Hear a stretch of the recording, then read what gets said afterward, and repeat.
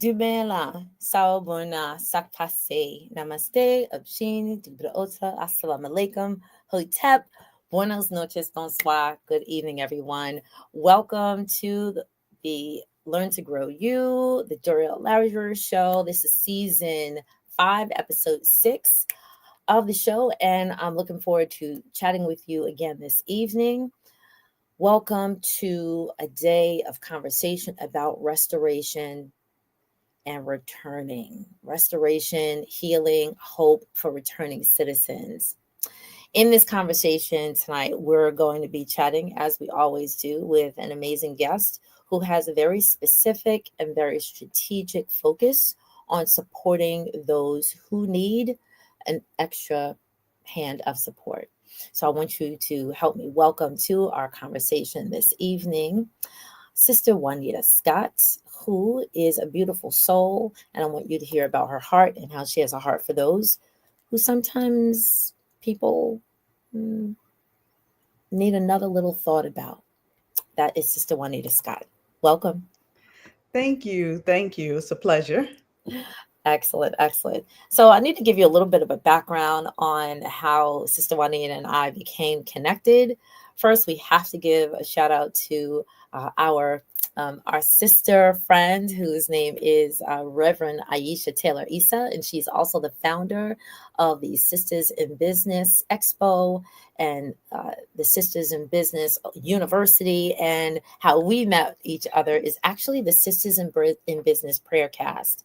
So every Monday morning, Sister Juanita and I, and a number of other women who are primarily African American women who are business owners. And about a little plus years ago, we started on a prayer cast, and every Monday morning we sort of open up our eye and join in heartfelt prayer and conversation and discussion about wanting to be better entrepreneurs, wanting to be better business owners. And in the conversation, oftentimes we'll share just a teeny bit about what we're focused on and what we're praying about in our business. And Sister Juanita shared that she has a very, very special niche, like a special niche. And I said, oh my goodness, your focus is a part of a community that there should be more resources for. And so I said, please come on over. Let's share this information. Let's share it out to those who we know. And sometimes those people who may not necessarily raise their hand and say, hey, I know someone, in order to expand the resources that are needed for a group of people. So, Sister Juanita, thanks for joining. And first question, of course, is to tell us about your business, what how your heart got you to step into that world, and what it is that you do on a grand scale and then on a minute scale. Sure. So, first, my pleasure. Thank you for having me. I have recently founded Maverick Village, which is the nonprofit side of my housing. So, I'll say this, I am a fourth generation multifamily property owner from New Jersey. Both sides of my family, great grandparents and maternal and paternal grandparents. So when I went home to my dad's family's two family house. And my mom grew up in a three-family house on the other side of town. And my great grandparents had a property up the street and around the corner from my dad's family. So um, I've worked with justice impacted individuals for over 25 years. Started coming out of undergrad working with New Jersey Department of Corrections adult parolees. Then I got a job behind the wall. I relocated to the DMV area and I got a job behind the wall with DC government at their youth facility, Oak Hill. And I took a break for some years. However, when a group of people is who resonates with you, I refer to them as my tribe. That's just where, your heart finds you. So I've always in some capacity worked with at-risk populations. So even, in culinary school, I taught on Fridays in a program for at-risk high school students. Then, I've worked in urban education. I was a high school librarian and a union rep in the largest school district in the state of New Jersey. So I worked in the high school in the day, and in the evening, I worked in either alternative ed or adult education. Left public education, and I became a nurse. And as a nurse, I have worked again behind the wall. So I've worked in prisons and jails in New Jersey and Philadelphia, some of the largest systems in the country, as a nurse. And I knew that's where I wanted to go as a nurse. And it's actually been the nursing specialty that I have enjoyed the most, working in corrections. I just relate well to them. I am a straight no chaser type of person, so I can say what needs to be said in a respectful way, and work well with them. I am a helper at heart, but however, I will call a spade a spade. So that works well in that type of environment, and we just relate well. So again, my tribe. So how I came into being a housing provider for returning citizens is I thought I was going to go to Baltimore and become a real estate investor, which I started out as. First property that I had an offer accepted on was a multifamily property. And I had put offers in single family properties, and they were always rejected. And I'm in my head like, oh, I can't afford a multi. I can't afford a multi. First property, the offer was accepted. So, I went through that process, acquired it, rehabbed it, did the tenant screening, got a tenant in on one of my floors. So as God, the universe does, information started coming to me as I was considering my next.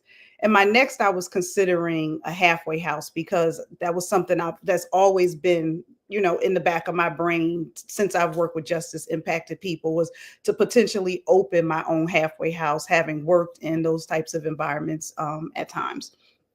So I'm thinking automatically, oh, that's something I can't do. I didn't feel like I was in the financial position to acquire a building.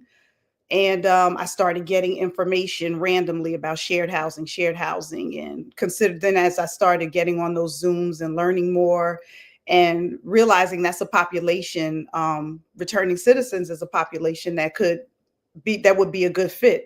So I thought returning citizens, I thought veterans. And as I started to do the legwork, I was very well received in the reentry community. I did 2 consults with people in the shared housing space, and it was like really confirmation, the information I was receiving that I wasn't even looking for, and then also information that I sought out from people who were professionals in the space, and not even with returning citizens, just in shared housing. So I said, I'm going to start where I am. I furnished the second floor of my duplex, which is 2 2-bedroom, 1-bathroom apartments. I set it up as a home-like environment where anyone could literally move in with their clothes and buy their own food. And I just set out to start sharing what I was willing to provide. And I never consider myself a salesperson. However, I was cold calling, I was emailing, I was door knocking, I was showing up anywhere in Baltimore City where they were working with people on probation, parole, or providing reentry services. And that's literally how I got started. I got invited to become a member of a community relations advisory board for a federal halfway house. And that was all she wrote. Once I got in front of the residents, I think I got 3 residents within 3 weeks. So it literally just, God just sent me where I needed to be. So, from my understanding, you have a history of investing as part of your financial strategy, right? And also legacy and home ownership through your maternal and your paternal side of the family, which of course is a step ahead of the game. And then in your work, you were working with citizens who, and I actually, this is the first time I think I've heard beyond the wall or behind the wall. Behind the wall. Yes. That's whenever I've worked in a facility, we say behind the wall. Okay. And so that you married from how you were raised with where your heart is. And it sounds, I mean, that's again, it's like a very, very specific need. So when I first heard you talk about that in one of our like 7 a.m., I'm usually driving to work, and I said, "Oh my goodness, there are people like it didn't hit me. There are people who will invest in property specifically for um, marginalized communities." So Mhm. I've heard of it from the perspective of, let's say, um, mothers of young babies, or families that may need to be in for a situation, let's say a transitional, or maybe it's, let's say, domestic violence or domestic abuse situations, and there's housing. But I actually never heard of that. So as soon as I heard you say that, my ears perked up, my eyes open. I said, wow, this is very interesting. And so then I thought, well, you're not the first person to do it. How many other people have done it? Where are these places and spaces? And maybe because, again, it's a very tender topic, there needs to be a bit of, not everybody needs to know, right? But because, however, life is lifing right now, there might be more people who actually do know someone, or may hear in the wind, if you will, that there is someone who is spending time somewhere and then they need to return, and what are the open arms for that person coming back into society. And so for those of you who are not aware, a few months ago on another show that I engage in these similar conversations with, I had an amazing conversation with Reverend Harold Doc Trulier, and I'll probably try to find the video in order to drop the link into this stream for people to visit that. Again, it's a different show, but it was about how the church, and so I'm going to connect that at the end of this conversation, how the church or our familial communities, let's give a broader conversation, how our communities can open their arms literally and figuratively in order to support those people who are returning. And the entire conversation of it was under the theme of trauma informed ministry or trauma informed care. And so how we reach out our hand to say, here, I'm here to help. And of course, do it from a perspective of honor, of sincerity, and realistically of resources. Like the person is just returning, they need a place to sleep, they need connection to workforce development, to medical care. And sometimes people who are returning, sometimes they may hear the information. I'm sure they go through a process prior to returning to society of, here are the resources, here are the people you need to call, here are the things you need to do, here are the place you need to show up at. But it's very inundating. And so if the first place is, where does that person able to sleep, that's where you come in. Of course, you have a host of other other resources, but that's where your focus is. So I wanted people to really hear, like, what is that process, again, from your perspective of a person? And because you said you've worked behind the wall, what is that process for someone to know that shortly they're going to be returning? Sometimes families are able to provide support, housing support. Sometimes they're not. Sometimes it's accessible. Sometimes it's not. And in the situation where it is not, and or they want to step out on their own in order to secure their own initial first residential location, from your perspective, what does that process look like prior to their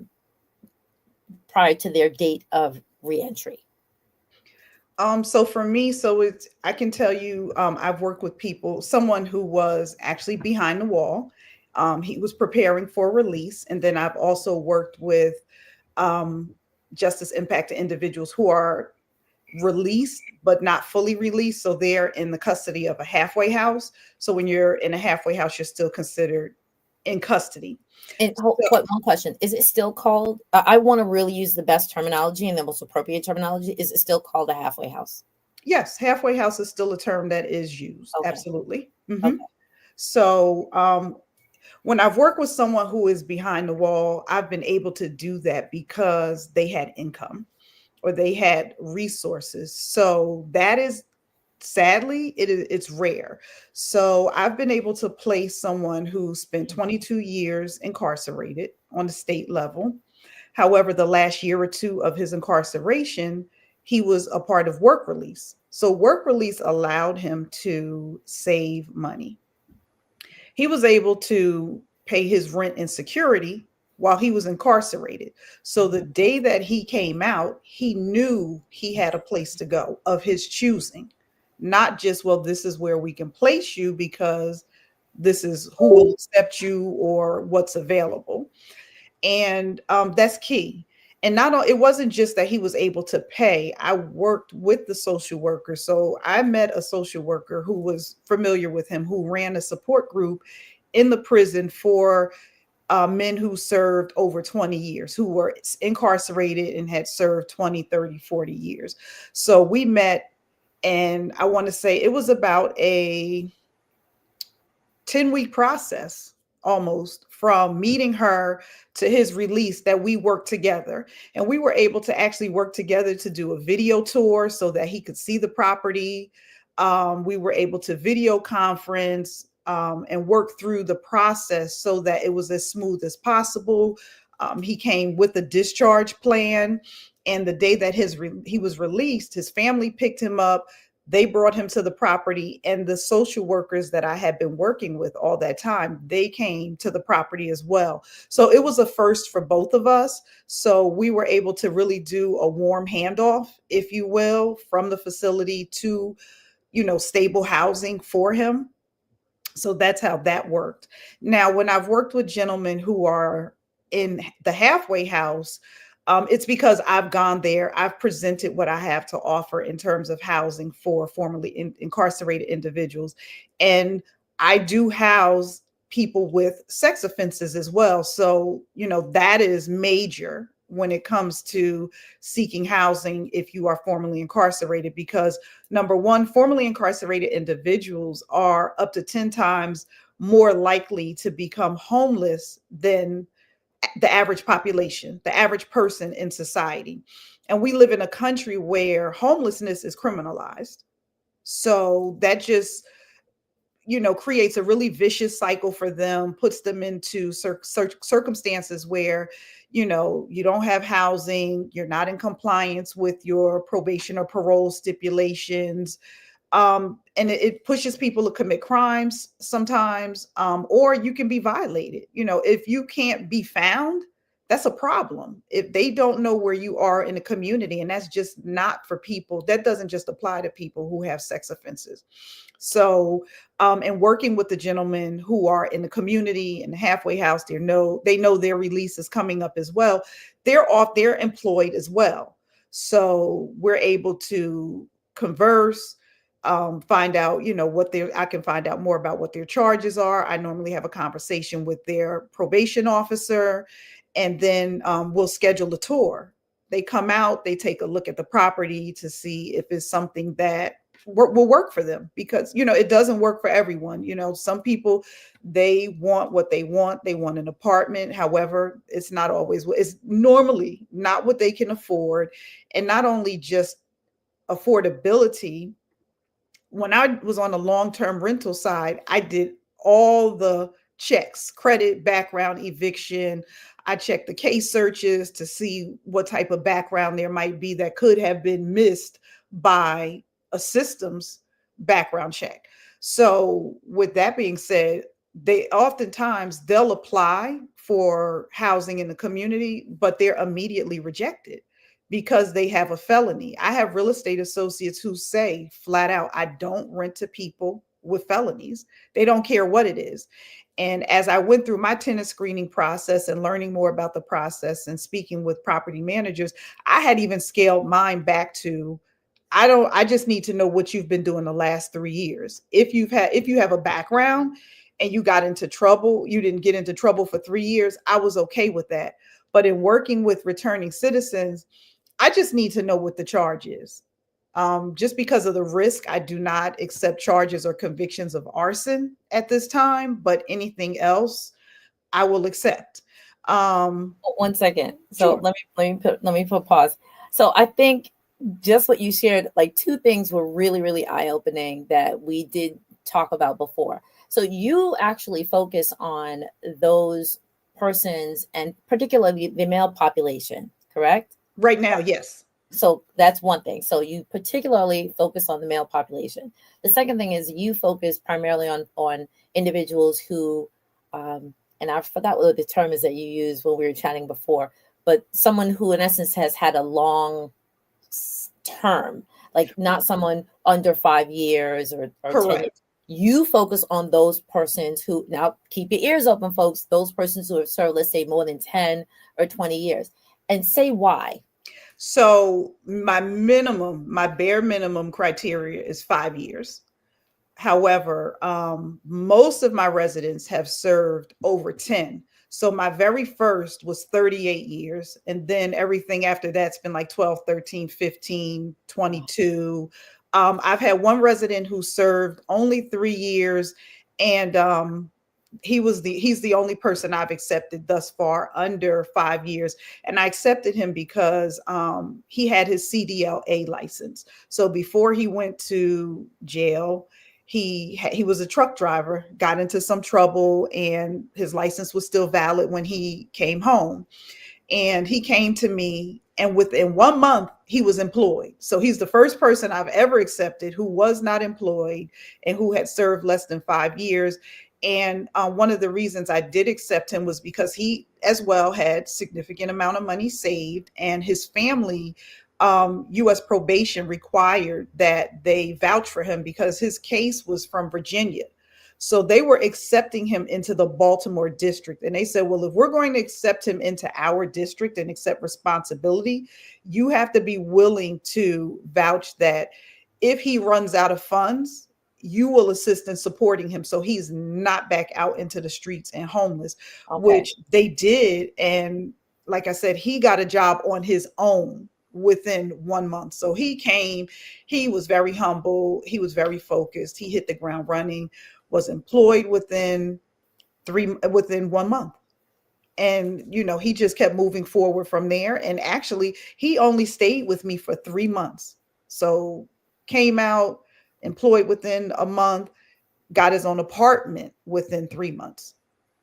So, So yeah. so you provide, okay. So then, is it that your housing allows for the temporary situation before they branch out on their own, or do you provide, or is included in your housing options the opportunity for, let's say, like a long-term lease?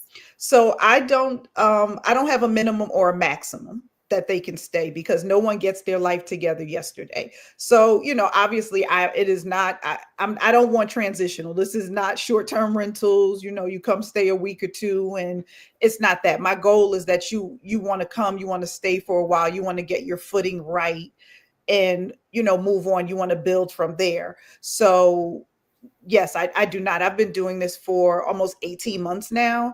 And I have, as I call him, my OG, who's been there almost a year. So yeah, so I mean, I would say my first guy who came, he served 38 years. He stayed 2 months, and that was really because he really, really wanted his own place. And I told him that's just not my business model anymore. So, he was able to get his own place. And then everyone else has come and they've stayed because they wanted to build and get their lives together. Excellent, excellent. And then with that, helping them build. So, we collect rent electronically, and the platform that I use, it has a service called Credit Boost. So they can enroll in that. It's $5.99 a month. And it actually reports their on-time rent payments to all three credit bureaus. So that Lovely. is something else that I offer that's really important to them if they want to be able to move on eventually, not just to be paying rent, but to be positioning themselves so that that is yet another barrier that they're not faced with, where someone can say, well, you don't have a credit history. And they can't say they don't have a rental history, because I'm more than willing to serve as a rental reference, provided we have no problems. I love it. I love it. So So, those are two barriers right there that are okay. removed: rental history and credit history. And again, like I'm hearing this, I guess the you talk about being behind the wall. I'm hearing the behind the scenes, specifications of things that, it didn't, I didn't have a point of reference, Hmm. and hearing your story and just recognizing, wait, there's someone who does that. I was very intrigued, and that's why I said I definitely wanted you to come on the show. So I'm going to pause just for a moment. So there are a number of people who are actually watching, and I think they're watching from Facebook. If you're watching, and this is going to help with some resources, you don't necessarily have to out yourself that you know or you don't know or whatever, but can you at least tell me in the chat what state you are from? Because if you are from a particular state, there's some resources that I'm going to share. Actually, in a moment, some of them are national resources, but also some of them are regional resources. And so I would just like to get the temperature of the room so that I know that I'm sharing really good information. So if you will, I think, and I'm going to try to see if it's on my phone as well. If you're watching from YouTube or you're watching from Facebook, let me know what state that you're from. Now, Sister Juanita, can you just share again the state that or states that you currently have residences in? Because if, again, those who are watching, and please share this, or, tell the person down the street who may know somebody on this side of town, you know how we do, right? We're not trying to say it's cousin so-and-so, but I'm just saying somebody at the church in the third pew, back row, whatever, that give this to the ministers that you serve under. Give it to community organizations. This is literally Learn to Grow You is supposed to be an education and resource network. That is the focus of this. Thank you so much, Pennsylvania. I appreciate you. Good, Pennsylvania. Appreciate you. So let us know again what state you're hailing from, and then when we share, and I'm going to give you a peek of what this little resource is now, and then I'm also going to drop the link where you can get it. So currently, you have again residences in Baltimore, Maryland. Baltimore, Maryland, and are you interested in expanding to other states? Absolutely. Because housing is, so first and foremost, housing is a nationwide crisis. So for someone who does not have a background in America, we have a housing shortage and we have an affordability crisis. So if you add a felony background to that, that exacerbates the problem. And then not to mention if you add a sex offense to that. I mean, some people will just won't even touch that. They're like, nope, I don't want any association with that. And people automatically also assume that it is the violation of a child, which is not the violation of a child or someone, dragged an older woman in the alley and, violated them. So it is absolutely a scalable model and something that I would like to do, as housing and employment are the biggest challenge that returning citizens face.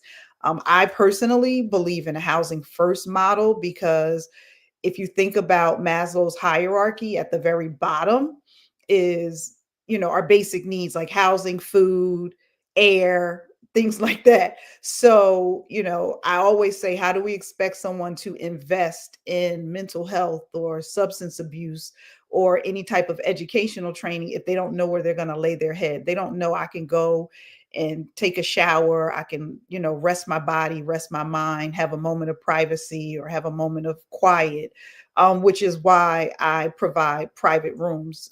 Because when you're incarcerated, you're going to share a room. It's either going to be dormitory style with bunk beds or, mattresses on the floor, or, you'll have a bunkie. So everyone gets or they say celly. Everyone gets a private room with a full size bed, as long as the room allows that size and the door locks. So it's their space. Excellent. So thank you very much. So actually, we have two friends and compadres, I'll say, and that's somebody from Pennsylvania and someone from DC. Excellent. So I'm actually just going to. Sorry about that. Did you just hear what I said? I know you said you had some people from DC and Pennsylvania. Pennsylvania, your compadres. Yes. And then Okay, you good. went back on mute quickly. Because I'm trying to type something at the same time. So I'm actually going to put in. There we go. So I'm actually putting a reference, and this is going to be on the YouTube side, but I'm going to pull the reference up. Sorry that you're hearing me type. Here we go. All right. So I'm actually giving reference to everybody, and let me just drag it up. Here we go. So on the YouTube side, it's only on the YouTube side. you will see this reference. This is Dr. Harold Doc Trulier, who is currently a minister, and he gives this amazing, and I interviewed him on another show, and when he introduces himself, this is the amazing thing that I find very endearing of him. When he introduces himself to new communities, he says, greetings, I'm Harold Doc Trulier. And I don't remember the exact number, but then he says his number. And he says the number of, let's just say it's 1, 2, 3, 4, 5, 6, 7. And people are wondering, well, what is that? But it's actually the number that he was associated with while he was serving time. And he does that in order to, of course, break bread with people, in order to, reduce I'm wearing a collar, but, I also made a decision that I broke a law. And when he does that, and I'm actually going to share this with him because I really respect this man. To say that, everyone has, let's say, a part of themselves that if they make a decision to go left when they should go right, and you're breaking a law, you could actually wind up, in a space that you don't necessarily intend to go. But then he talks about the restoration, and he talks about, being whatever the situation is that brought him in there, the restoration, the healing, and then upon his return, how he attempted and is successful day by day of restoring his life. And so in that, we were engaged in this series of trauma-informed ministry and trauma-informed care, and how communities, and this particular show was focused on how faith communities can open up their arms and their hearts and their pews to those who have spent time in incarceration. So I wanted to definitely, again, have you on, because that was sort of the during, and then what happens after. And I literally just was not informed about what happens in terms of housing, medical care, workforce development. And so when I heard you on the phone on the Zoom, I said, my goodness, I have to have a conversation. So I want to thank you for sharing that. So I'm actually, just for a moment, I'm going to pull up the resource that actually, you and I sort of talked about a few things. And so I think 1 or 2 of the resources that we spoke about are actually included. Let me hide this and let me bring this up. Okay. So for those of you, and you're going to get the information, you're going to get the link of this in a moment. And actually, I'll put it in now. Let's put it in now. This is just a short resource list. And let's put it here. It's on the YouTube side, though, I believe. If you click this link, let me sort of drag it. There we go. So if you click this link in YouTube, you will get this document. And it's just, a few resources for those who are returning. And if you are, again, the family member, if you are the friend, if you're, you work for a community organization, if you're part of a church, you can definitely take this document. You can actually send it or give it to whoever the leader is, or if you are the leader, because we're all leaders, in order to share information. And it goes, it's from some of these are federally funded, or some of them are maybe regional. So again, we have the HUD reentry assistance, America Works reentry employment program. Some people may already be familiar with this, but again, I just wanted to put a couple of things into one document. SAMHSA's helpline, and this is substance abuse and mental health services. What else? Reentry Resource Center. I think maybe that's one of the ones that you had mentioned in our conversation.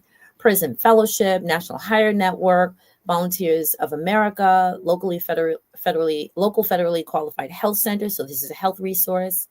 Goodwill, which is I just from me being a younger person, I remember it's a good. That's where I got my first resident from, was the Goodwill. Oh, wonderful. See, there we go. I love it. High five in the sky. They do a lot of reentry work. They really work with people in the community.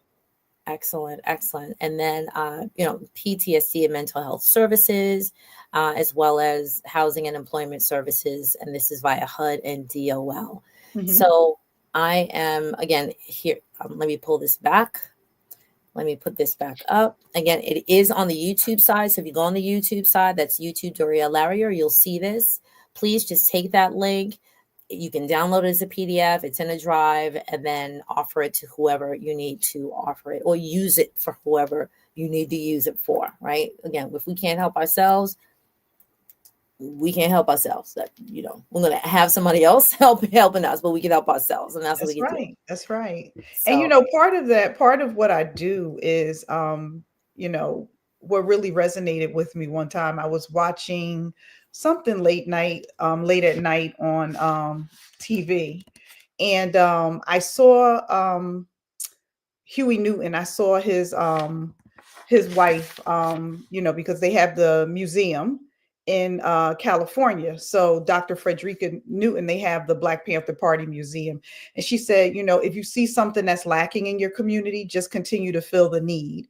And, I can't house everyone, but I can house someone. And I really look at it as, just, giving chances one bed at a time, because housing is so critical for people. I've never been homeless. I can only imagine what that feels like to not know where I'm going to lay my head at night, or that, and these are folks, they're not sleeping in cars. Luckier folks might be sleeping in cars, but, sometimes the formerly incarcerated, they don't even have a car to sleep in. And, unfortunately, people would like to exile them to a corner of somewhere. And they deserve to be housed just as everyone else. When I first set out to be a real estate investor and a housing provider, I always felt like I wanted to provide good, affordable, safe housing for everyone. And I haven't changed. I believe everyone deserves affordable, safe, good quality housing. And, for my returning citizens, it's about making it a home-like environment for them, not crowding people, looking at profit. I mean, obviously, I have to pay the bills for the property, but, the money will come. Gene Guarino says, we can do good and do well. who's that? So Gene Guarino, he is in I believe their organization is Residential Assisted Living.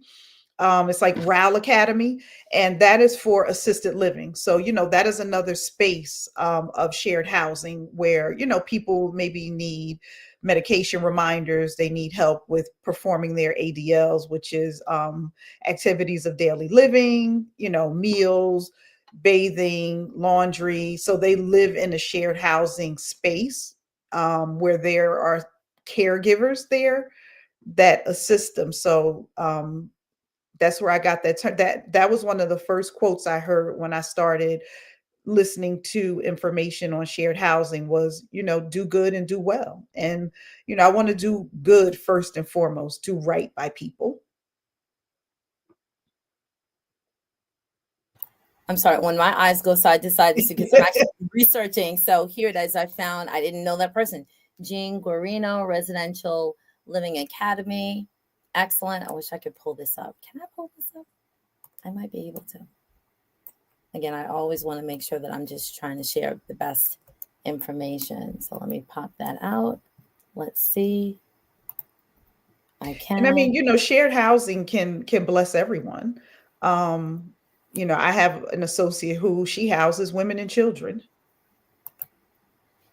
which is, they have their own set of challenges as, a mother with a child or children who is housing insecure.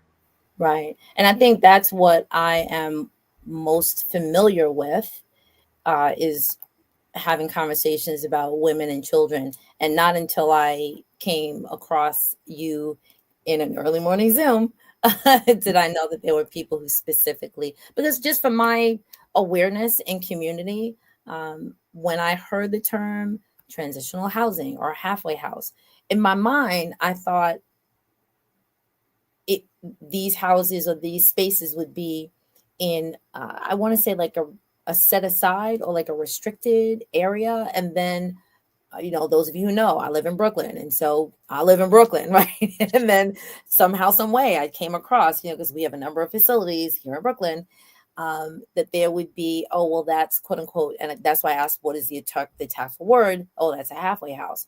But in my mind, I'm thinking that's owned by the government. It never appeared to me that it could be owned Privately owned. privately. Not, I'm telling you, not like I was what, last year days old when I realized that regular people could own housing like that. And so again, I was all only familiar with those persons who would invest in property for, again, like mother and child, or that sort of situation, not people who are returning citizens. So once again, that's why I definitely wanted to have this conversation and share with people. If there's any, and we can, like, have some other chats, if there are any persons who are here who have questions or comments, or if you are familiar with additional resources, please drop them in the chat either on Facebook or here on YouTube, and I will add the information to the conversation to share the information.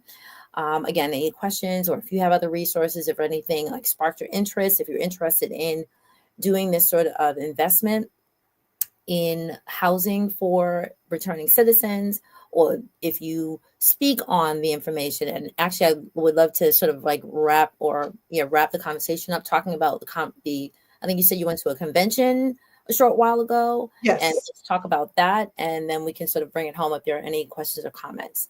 So tell us, like, what happened to you a couple of weeks ago. So first, let me say this. So I am not a halfway house. I am just a housing provider, and my property, where I'm right in a predominantly owner occupied neighborhood. So my immediate neighbor has been there over 40 years.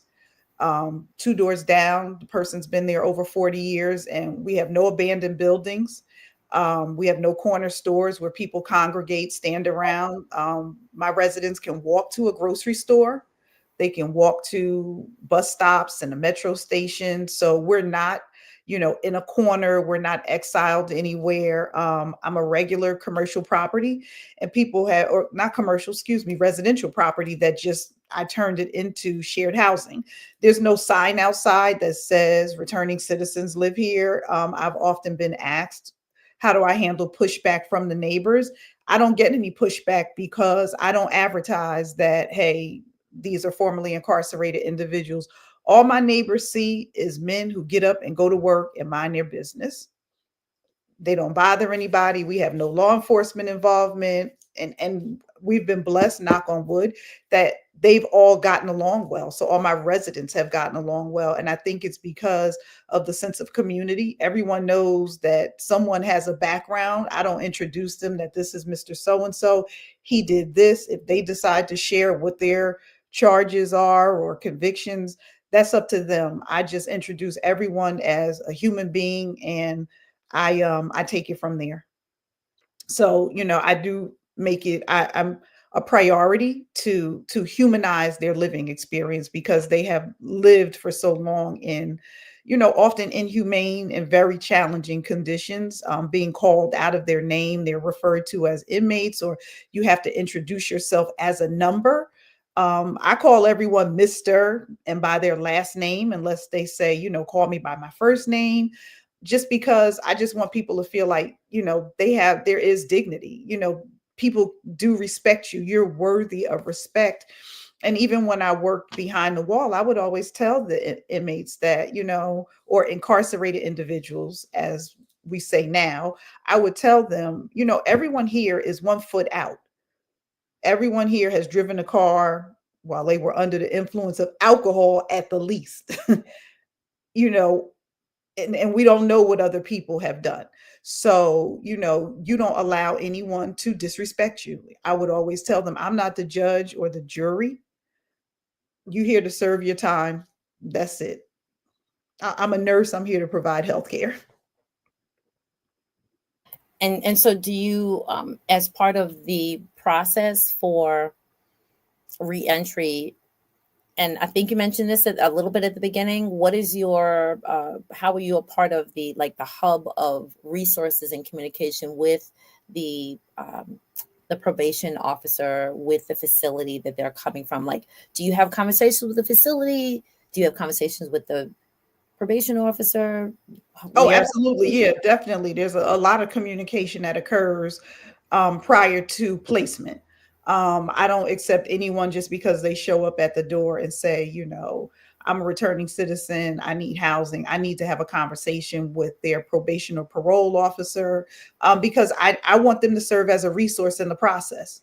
Okay, right. Like I wanted to know where do people find you? How does someone find you, in the community? Are they going through So the facility? Are they going through a resource center? How do they find you? Within the correctional facilities, I actually go into the facilities. They have resource fairs throughout the Oh, state of Maryland, including at the federal prison. And I make the trips there. I actually go to almost all of them. There are some that I have not been to due to distance, but for the most part, I go to all of them. And I just set up a table, and we're able to converse with each other directly at the resource fairs. And I ensure that the social workers and the case managers within the facilities, they have my information, so when the discharge planning process starts, if it's someone that may be a good fit, they can say, here is a resource, a potential resource for you in the community. I go into the halfway house in Baltimore. I have been invited to the reentry team huddles for the Division of Parole and Probation in the state of Maryland. And I serve on a lot of different committees. I'm on, the Mayor's Office of Neighborhood Safety Engagement, the Reentry Action Council in Baltimore. I'm on a Community Relations Advisory Board. There's the Maryland Statewide Alliance for Returning Citizens. So, there are lots of resources and things that I get involved with. There's probably not a week that goes by that I'm not on some Zoom or phone call or on a meeting with someone. And I literally mean weekly. And some of the organizations, they'll actually come out and do a tour of the properties. Maryland's Department of Public Safety and Correctional Services, so their reentry department, their Division of Parole and Probation, they were one of the first to visit the property. U.S. probation comes to the property. So, I can tell them, I'm like, I'm familiar with the process. When I go into the halfway house, I can tell them I know how to work with U.S. probation. I've worked with U.S. probation in the state of Virginia, Prince George County. They know me. Baltimore City, they know me. So, and I'm shocked at how my flyer has circulated, because I get people who are not returning citizens, who are just in need of housing in Baltimore City, who contact me. So I actually had to revise my flyer to say justice impacted / returning citizens only, because everyone calls looking for housing. That's how critical housing is in America, but even more so for returning citizens. So you did ask a question about a conference. Did you have? yes, yes, yes. Oh, well, actually, so yeah, like before we wrap up and you talk about the conference, and so I've added again those people who are still here. I really appreciate it. Please save this video if you want to save it on the Facebook or the YouTube side. I really think that the YouTube side is a little more accessible by most people, and share it out, or save it and then send it again to your community organizations. Now, although this is based in Maryland, there is a she Somewhere else, everywhere else. somewhere else, right? Again, if this is your first time knowing that local people like Juanita and myself could invest in properties for justice impacted individuals, then she's one of a couple of thousand, right? And so she's about to talk about a convention or a conference that she attended. But did you hear all of those, let's say, local and political / advocacy organizations within her city, town, state that she's involved in, boards that she's involved in? I'm sure, and I'm just literally thinking off the top of my head, if I went to, let's say, even I guess like a job resource fair, there might be someone who might be connected. Or if it was social service related, like again, unless you hear one thing, other things may not necessarily pop into your head. I might be able to go to my local elected official and say, hey, what resources do you have, or can you connect me with for someone who is justice impacted? Because if you don't know, then you don't know. I'm really just trying to constantly build a compendium of information for individuals who are from a variety of walks of life. And that's what we're trying to do, just so that people can live life better. So with that in mind, let's wrap up with the conversation about the conference. And then again, if there are any questions, I'm going to check the Facebook side, then we can end on that. So let me say this. If you're looking for resources in your community, Google is your friend. I'm a former librarian, so we were the first Google. I don't ever tell people Google is their friend, really, outside of reentry. But if you know how to use it the right way, I'll say that. As I used to tell my students, just Google reentry services, reentry organizations, and put your city's name, and you should be able to connect and find who's doing the work in your area, and it just builds from there. I mean, as a former librarian, if there's information, I can usually find it. And I can't tell you how many hours I spent just scouring the internet for information. And it started with reentry, Baltimore, community resources, and things like that. And that's really how I started to find and uncover information and inviting myself to meetings. Listen, I wanted my seat at the table. I wasn't waiting to be invited. So you can do it as well. So in April, I was invited to speak at the National Returning Citizens Conference. And this year was in Columbus, Ohio. So they have it, I want to say this year was the 5th annual. So every year it's in a different city. It is in April, and April is Second Chance Month every year. So I was invited to speak, and I submitted a proposal to speak, and it was just about, grassroots relationships with private housing providers. And that's who I am. That's who I started as, was just a private housing provider. People would say, well, what's your organization? I was like, I don't have an organization. I'm just a housing provider. So, I literally just came and talked about how I got started. I made a flyer on my computer. I had a free Blink digital business card on my phone, and I was literally just out, door knocking. Hi, I'm Waunita Scott. I'm a housing provider in Baltimore City for returning citizens. And what do I tell people? My elevator pitches, they'll say, well, what do you do? I provide low barrier, affordable, permanent housing for returning citizens. Simple. It's just that simple. So, It is just that simple. We don't need a 30-second until no, I I do don't this have and that. to go on and Look, on.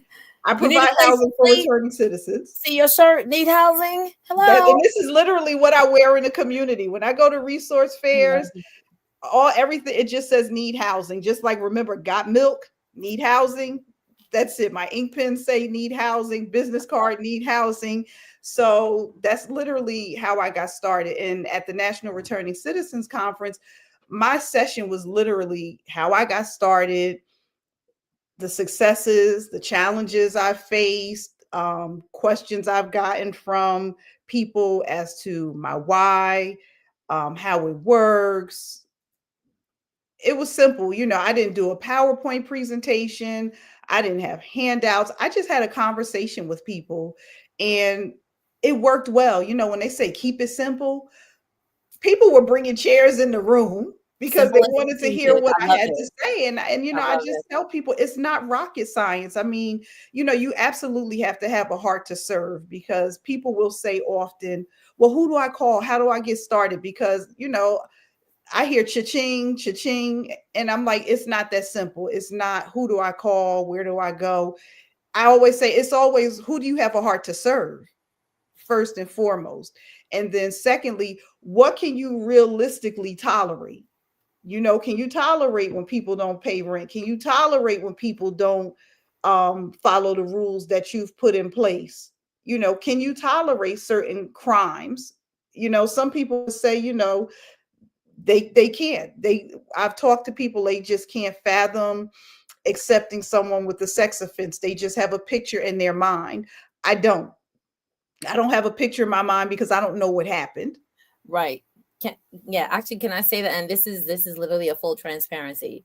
I'm actually gonna probably have to find the other video that I did where we talked about trauma informed ministry, and it was the specific focus of the conversation was about the quote, those who have offended. When I started doing the research on that term, those who have offended, in the middle of, although I did some research, but then we were talking about it in real time. And this is why I don't pre-record. 99% of my conversations are not pre-recorded. They are live. If you are seeing me right now, you see me here. I'll tell you today is Monday the 21st. It's about what's it's just 8 o'clock p.m. So we're kind of in the wrap up time. Something tragic just happened in the life of someone that we all, if we watch television, we all grew up and knew. And I just found out about 2 hours ago. Like, so we were sitting here chatting about that. Like, I'm telling you, this is real time.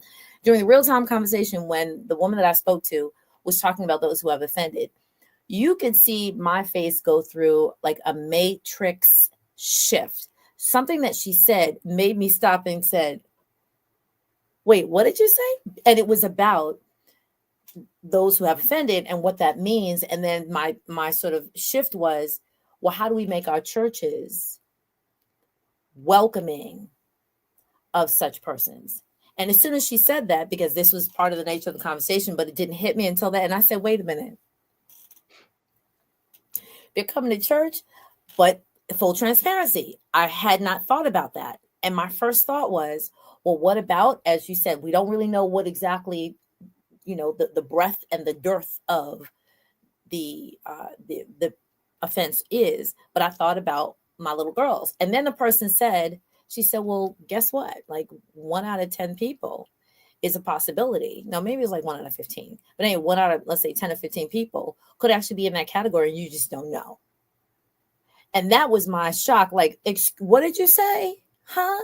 And so as like, let's say a reporter, a journalist, or what have you, when I had that moment, I said, well, I probably shouldn't have done that. But then again, this is real life, right? And so talking about persons with a particular, let's say offense, you may not necessarily, and again, this is for people who might be interested in doing this similar work, you got to kind of work through those questions. Is it, let's say you don't take someone, let's say, who has had an offense with arson. I get it. You have a property, but somebody else may be like, oh, I may be able to handle that. But the moment that they say, let's say if it was a sex offense, well, hey, I'm a parent of, or I have little sisters, or whatever it is, that whatever thing that pops into your head first, you got to think that through before you make such an investment of time, of energy, of money, of space, of having conversations. Because I'm also thinking you had to have a conversation with the person on your right and your left in terms of on the block. Did you have a conversation and say, hey, I'm going to be setting up a structure for, right? What did these 40-plus-year-old residents think? What do they have extra eyes on? Do they want to know, do you have cameras? Like, these are all the questions that I have in my mind. You don't necessarily have to answer them, but I'm saying that for those who are still watching or those who may watch on the replay, on both sides, if you're interested in doing this investment in residential, expansion, or if you know someone who is in this situation, maybe on their way returning to society, having the real heart-to-heart conversations with yourself as an individual, if you're the family member, the friend of, or the supporting or the ally, right, the advocate of the person, if you're the resource connector, right, you're trying to find the resources for that person, you're going to send this information to your church, your community organization, your like social action group. And I'm talking about the breadth and the dearth of them, whether it's, D9 or Boulay or OES or NCNW or, NAACP, NAUW, whatever it is, Jack and Jill, right? Like everybody, give it to somebody. Right. And then say, hey, here are resources. Here's at least a stepping stone. Here are some options. Mm-hmm. So let's finish up with the conference. And then any questions? Because I guess people are just inundated with all this great, great tea. Yes, let's wrap up. So the conference was wonderful. I had a great time. I met a lot of great people there. I will say the state of Ohio, they're doing great work in the reentry space. And, I was told by someone who does a lot of good reentry work in Ohio, it is because they were called on the carpet because their department's name is Ohio Rehabilitation and something. So it was like, well, you say rehabilitation, what are you doing? And they're really doing really, really good work. I met great people from Ohio that I can reach back to and ask questions. They've connected me to community partners that are on a national level that I've had conversations with as well. But to your point of, people with certain offenses.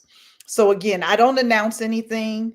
One thing I do is I always go to the local precinct and I introduce myself to the community resource officer to Excellent. make them aware of who I am. I'm responsible for this property. I have the property where we have some people with sex offenses housed.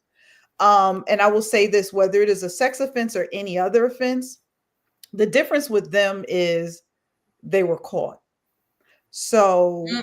the people are already in our communities. Okay. That's number one. Number two, some of these people eat holiday dinners with us and we don't know.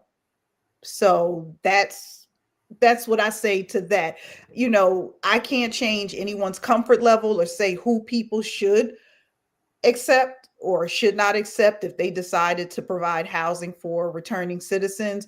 But I've run into people who want to say, well, I do reentry housing, and if I can't house a person, I'll call them for a potential referral and say, well, hey, I have a person, they need housing. It might be a person with a sex offense, or it may not be. Oh, I want only nonviolent people. I don't want people with sex offense. So, people want like low hanging fruit. But the reality is, in our community, people who look like us, they have felonies, not always sex offenses, but they have felonies. So, with felonies often come violence, hurting people. So, all we can do is ensure. And for me, one of the requirements for my residents, they have to be engaged in wraparound services in the community. So there has to be a discharge plan. You cannot just be poking in the wind trying to figure it out. You have to be on a course with some clear direction. So, and that too is part of the building out of the side of Maverick Village, which is now the nonprofit side of it, is so that I can offer wraparound services. And those are going to continue to be affordable housing, food security, financial literacy, mobility, and transportation. So I work with my residents with a community partner to get them into driving lessons so that they can attain their driver's license, because that is quite a process when you've been gone over 10 years. You haven't been on the road. Well, you're basically starting from scratch. So you've got to do driver education, behind the road, behind the wheel, and then do a road test. So I have a community partner who I connect them with, because those are those basics. So, you get a job, you get housing, you need transportation to keep leveling up, or, your whole world is limited to where you can get on public transportation. So, that's why it's important. When I started, I thought I would just house people. I didn't want to deal with HR law. I didn't want to hire staff. I just wanted to, provide independent living, clean, affordable, safe housing. And it's just not possible, because formerly incarcerated people, they face a lot of barriers in the community, but they come with a lot of challenges that are seen and unseen, that they're willing to be transparent about and that they're not. So I have peer navigators. I work with different organizations who have people who have walked in their shoes that I can connect them with. So a support group that I can connect them to. So you don't have to tell me all your business, but I can connect you to someone who has been down the same road as you and who could potentially maybe connect you to something that I can't. I don't profess to know it all, and I don't try to do it all either. So yeah, so that's where I am. So the conference was a great experience. I've met a lot of good people in the community. There's a lot of work that's being done around reentry in the country. But there's more work to be done, and money needed on the federal and the state level. So, if you want safer communities, if you want to rebuild families, um, speak to your legislators, challenge them to fund reentry services. Okay. And how can people find you? People can find me at, I will give you I will put my email address in the chat. Okay. For the organization, correct? Yes. Great. Okay. And then we will put it up. And full transparency, I am not the best with social media. I have an Instagram page I see it. that I need to be more present on. We'll And I help you will out. put that in the chat. And I do promise that I'm going to be more active. I have I always say I have a content dump that I need to do. I have all kinds of pictures and things. So yeah, There we go. So Maverick, and Maverick is Mavrik, not Maverick, but Maverick IK I dot had to be different. because they not like us. That's That's it. right. That's right. But Don't if you look say at the definition of maverick, maverick is unconventional. So I just didn't want to spell it the regular way. I love it. I love it. Maverick.village@gmail.com.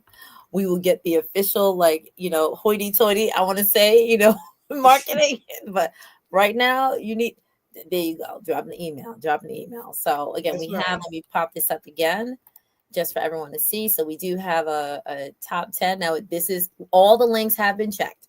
Literally, all the links have been checked. So all the links are live. And so you can also download this. On the YouTube side, this link, I did it right before we came on. So this link right here is actually available. It is in a Google Drive right now, but listen, that's what we got. That's what we have. So I really appreciate you. Thank you so much, Sister Juanita, for being here, for being on with us, for being in conversation, because we do want to make sure that our communities have resources, have places to go in order to get help. We all need a hand up. We all need a leg up in order to move forward in this community in this day and age. And once again, whether it is the person that you want to say, hey, I know someone, or someone that you heard someone talk about, someone on the block or around the corner, down the hall, in the next pew, right, or on the line of the grocery store, at least you have a set of resources. You have a conversation. You could always share this link, because again, this is the public, this is the YT sphere, right? It's public. It is public. It is public.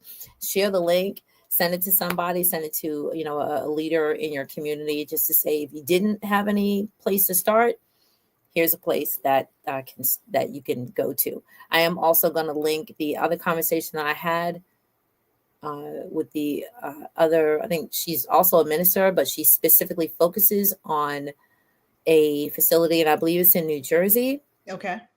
And she's behind the wall. She's behind the wall, and she literally services men who are in the process of reentry, and making sure, I guess she would probably be the person that you would be speaking to, because she's behind the wall, in order to make sure that their transition to back to society is smoother in terms of resources, and of course in terms of them getting their work plan together, and all of their services addressed. So I love it. I love it. And folks, if you want to hear and see more of these type of topics, you can definitely even drop it in this comment here. You can reach out to me either here on Facebook, or on Facebook, because I'm here on Facebook and YouTube. Drop a topic, and it could be a touchy topic. Drop the topic if it's in my wheelhouse, or if I can find someone who can address the issues, or talk about, or just bring a little bit more levity and a little bit more understanding and comprehension to the topic. That's what I'm here to do. This is Larry's Education and Resource Network, where I plant seeds to help you grow.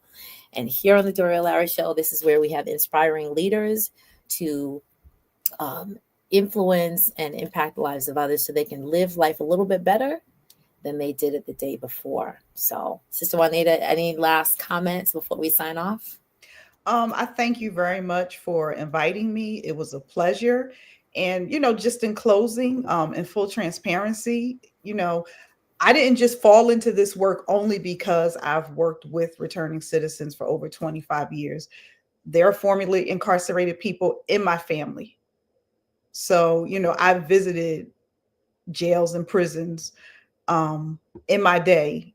I could have been a returning citizen, but for the grace of God, I'm not. From working in the space, and also having an experience of my own as a teenager, I know that it is a very dehumanizing experience. If you want to feel paralyzed, controlled, have a pair of handcuffs put on you. Be strip searched. Okay. When we think about dehumanizing experiences. And if you can ever find something else, you can Google reentry simulation. walk a day in someone's shoes. And these are events that are set up in communities where they take you through their experience. And do I feel like I'm empathetic to my residents? Absolutely. I feel like I am, but not until I went through a reentry simulation where I had to act as a formerly incarcerated person and jump through some of the hoops that they do. I was like, man, this is no joke. So, when you think about people should just be discarded and thrown aside, and why do we have to invest money in that? Because it could be you, or it's been someone in your family.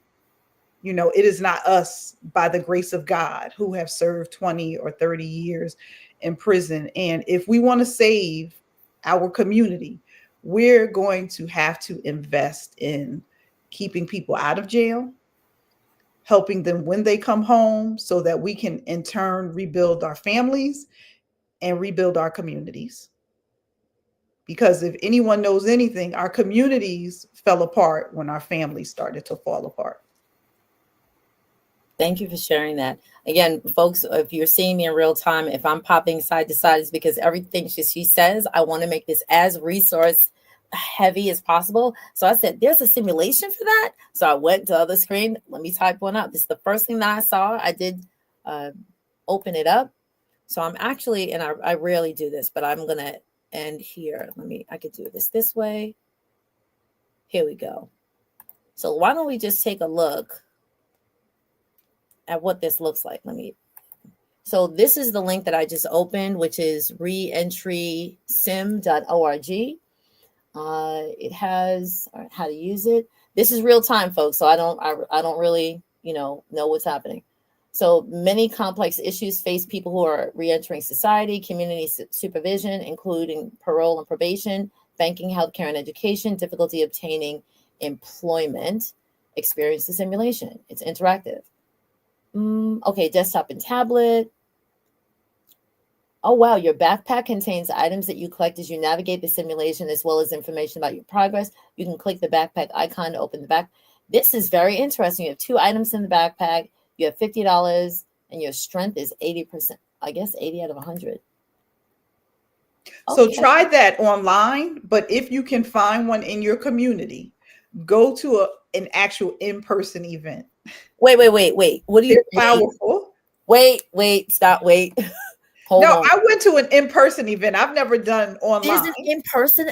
Wait. I need a sip. Hold on. Wait.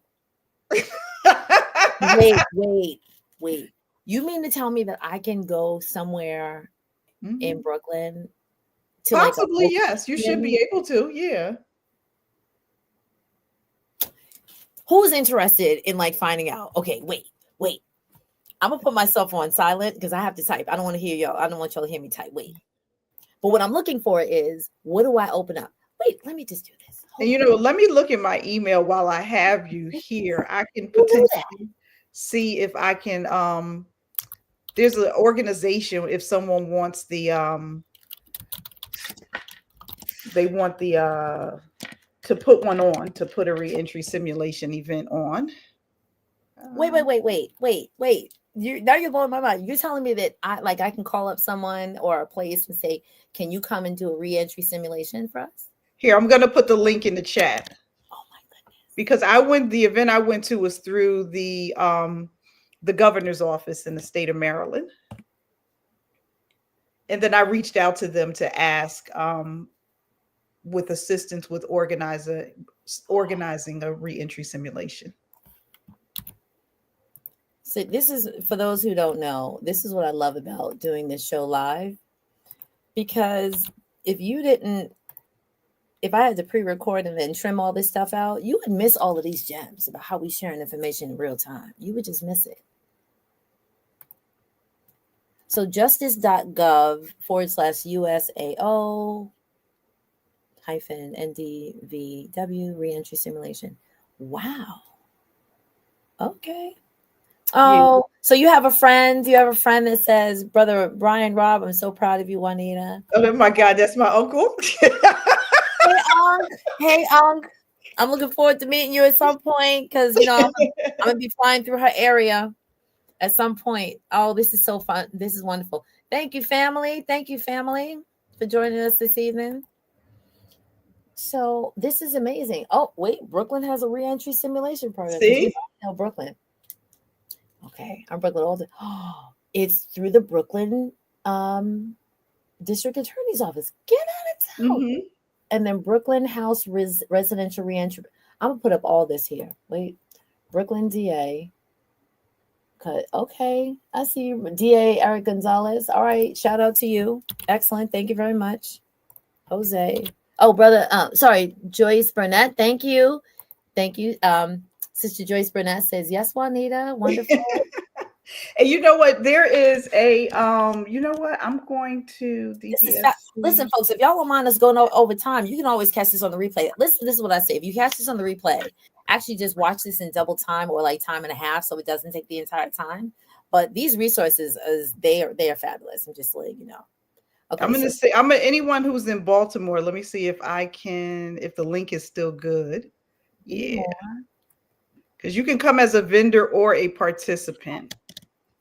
Who knew this information? Who knew that you could actually have a simulation? So, interestingly enough, I've been a part of simulations with people who are, I think it's unhoused or housing insecure. I've been through a simulation like that, where you go and they give you again like a certain amount of money, but then they'll say like how many, maybe you have a number of other family members, whether it's children or parents, and then somebody has like medical care issues, but you don't have a car, so you have to only have like a Metro card. I live in New York, so like a Metro card that you can go like 2 or 3 stops, and you have to like get the children to school and like get to a housing, not a housing appointment, housing appointment, and like a medical care appointment, all on the amount of like say like $50 a day. Like, how are you supposed to do all that? Right. And So the reentry, the reentry sims are based on someone who's incarcerated. So I was like someone who served however many years for a drug offense. I didn't have a high school diploma. I only had a limited amount of money. I had like a TV and the DVD player I could sell for more money. Right. I could donate plasma. Like Right. one day I went, it was, Yes. it was like mind blowing. One day I went to parole and probation. I tested dirty, Yep. so I could pay money or go to jail. And it was something. That was like an experience. Excellent. So actually, Uncle said Yes. Georgia. So come on, let's say Georgia. Up. Here we go. Here we go. I'm pulling it up. Wait, copy. Nope. Wait, copy. And then let me put it here. Excellent. And then let me put it up. All right. So here we go. So, I'm sorry. Sorry. Brooklyn. I'll help Unc find one. Don't worry about it. No, that's okay. Because now I want to make sure that like everybody has it. Here we go. There we go. dcs.georgia.gov/reentry. And let's put it here. And now it is up. So look at this. So I guess I need to go back and update, right? Update my little one sheet, make the font smaller so it's on the one sheet. So now we have Brooklyn, because I hail from Brooklyn. We got Georgia. This is fabulous. And I'm going to put the link in the chat for the National Returning Citizens Conference for 2026. It's in Jacksonville, Florida. Jacksonville, Florida. Beautiful. Here we go. And in April, of course, during Second Chance Month. And I didn't even know that. That's amazing. So let me go back here.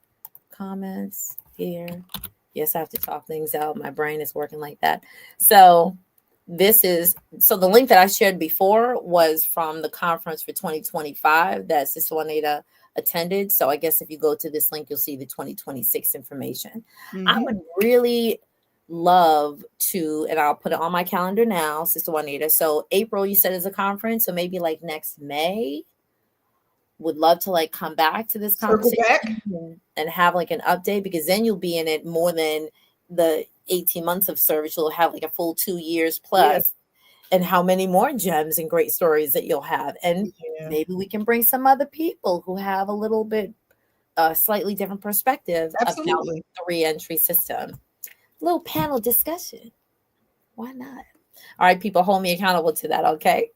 So thank you so much for those people who have stayed, who have endured with us. I really do hope that you share this with other people in your community and social action and advocacy lives and allyship lives. Uh, Stay tuned because we have other conversations coming up during the rest of this summer on education, on global conversations of support with other people who we come alongside in order to give them some information. You never know what you're going to find. Thank you so much once again, Sister Juanita. I Thank will you for see having me. My pleasure. you on the other side. If for nothing else, I'll definitely see you next Monday morning. Yes, Monday morning. But again, shout out, thank you so much once again to Sister Aisha Taylor Issa of the Sisters in Business Expo, who brought us very beautiful people together from a variety of different places and spaces. But our two commonalities that we are Black women and we are entrepreneurs, and also we're a faith-based community. So outside of that, everything else that we share is from our own different purview, but our heart is to help other people and to make ourselves better outside of a 9 to 5. How about that? That's right. Thank you so much. So, Sister Juanita, you stay tight, okay? You stay with me, okay? I'm gonna just add something Oh, funny, please. right? You said outside of a 9 to 5.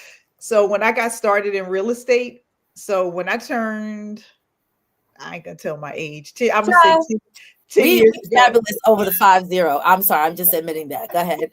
So anyway, when I turned 40, I started an LLC as I was transitioning out of my public education job, and the name of it was 9 to 5 No More LLC. So when you say outside of 9 to 5, so this was like birthed a long time ago. Not a long time, but a minute ago. So, it's taken some time to evolve. So, I'm still 9 to 5 No More LLC, but now transitioning to add Maverick Village to it. I love it. And I'm just waiting serial. for the IRS stamp. All right, come on, IRS, do your thing. But child, I know. Listen, we all have to pay taxes from the moment that we register these things. So we're not out here to play, okay?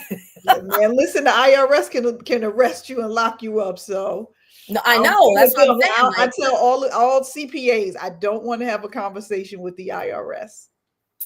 so get my coin straight Yeah. from the beginning.